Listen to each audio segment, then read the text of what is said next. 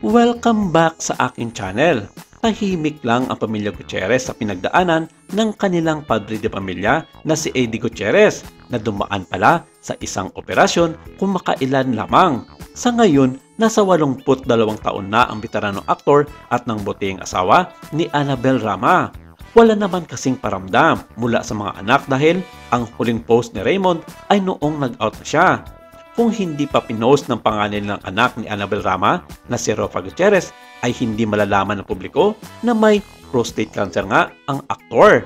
Ayon kasi sa actress, kailangan niyang gawin ito dahil obligasyon niya in particular na ipaalam sa publiko ang totoong kalagayan ng kanyang amang si Eddie Gutierrez dahil public figure nga ito at kilalang artista lalong-lalo na maraming tagahanga ito dahil sa kanyang ubod na kagupuhan noong ito ay bata pa. At dito nga inahayag ng aktres na si Rofa Gutierrez na mananatili muna sila sa Amerika nitong buwan ng Hunyo hanggang Hulyo para na rin bigyan ng panahon na makapagpagamot ang kanyang amang si Eddie sa ilang mga espesyalista doon. Natapos na ang operasyon ng kanyang ama at nasa recovery stage na ito na nagpapahinga na doon. Ang caption ng aktres, "The weeks leading up to my departure to the US was tough. I experienced a tornado of emotions which I keep exceptionally private. This much I can share. Dad had an operation and it was a success. He has been cleared of prostate cancer. Thank you, Lord. Our family would like to thank all the doctors and nurses who took care of Dad at St. Luke's, Quezon City. Special mention to the best urologist and anesthesiologist, Dr. Steve and Joyce Lim. He is on the road to a full recovery. Thanks to your expertise and pag-aalaga. Sa mga nagdasal para kay Dad, maraming salamat. You know who you are. Sending love to everyone who's trying their best to hear from things they don't discuss. Keep the faith, pray, and stay strong." Pawang heart at praying emojis naman ang mga mababasang komento mula sa mga kaibigan ng pamilya sa showbiz at mga netizens, lalong-lalo na ng mga tagahanga ng kanyang ama.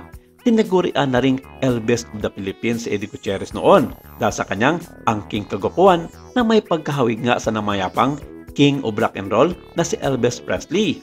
Ayon pa kay Rofa, hindi niya napigilan ng kanyang ina na si Annabel Rama na mapaiyak noong isang taon nang mabalitaan nilang dumadanas nga ng matinding sakit ang kanilang padre de pamilya, lalong-lalo na nang madiscover ng doktor na mayroon pala itong dinadalang sakit na prostate cancer.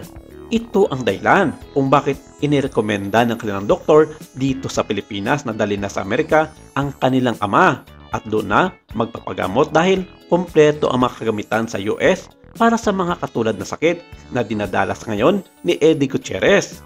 Ito na rin daw ang mga pagkakataon upang mabisita niya na rin ang kanyang dalawang anak na sina Loren at Belisbicta sa Amerika na sa kasalukuyan ay nag-aaral na doon.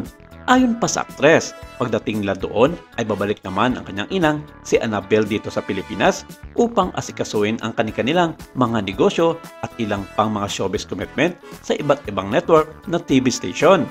Sa ngayon, wala pang mga nakaline up na proyekto sa beauty queen actress na si Rofa Gutierrez, kaya ito na ang tamang panahon para siya naman umalili sa kanyang inang si Annabel Rama para magbantay sa kanilang amang nagpapagaling na sa ngayon sanhi ng operasyon.